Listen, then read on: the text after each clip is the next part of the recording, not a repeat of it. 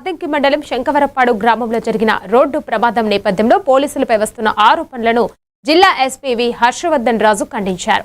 ప్రమాదం జరిగిన వెంటనే ఇద్దరు ఎస్ఐలు స్పందించి 108 అంబులెన్స్ కు సమాచారం అందించి క్షతగాతులను ఆసుపత్రికి తరలించారని తెలిపారు.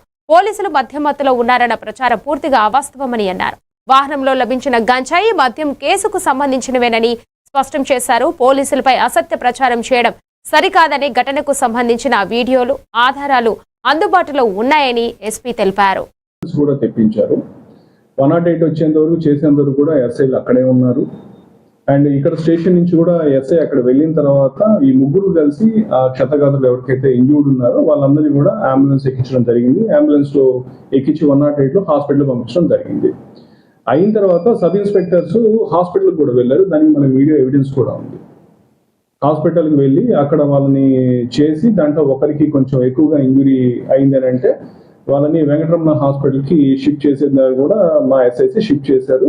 అండ్ ఎస్ఐ హాస్పిటల్ దగ్గర ఉన్న దానికి కూడా మాకు వీడియో ఎవిడెన్స్ ఉంది.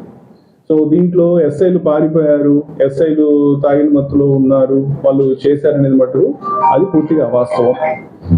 అది కరెక్ట్ కానే కాదు. నంబర్ 1, తాగారు ఎస్ఐలు తాగిన మత్తులో అన్నది సిగరెట్ దిగగానే సిగరెట్ తాగారన్నారు. అది చేసే టైంలో మా అద్దంకి ఎస్ఐ గారు కూడా అక్కడే ఉన్నారు.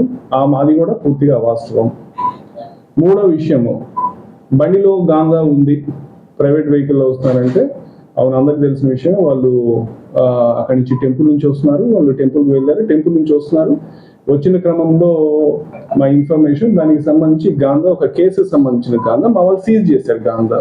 సో సీజ్ చేసిన గాంజా వెహికల్లో ఉంది. ఆ లిక్కర్ బాటిల్ కూడా సీజ్ చేశారు, లిక్కర్ బాటిల్ కూడా వెహికల్లో ఉంది.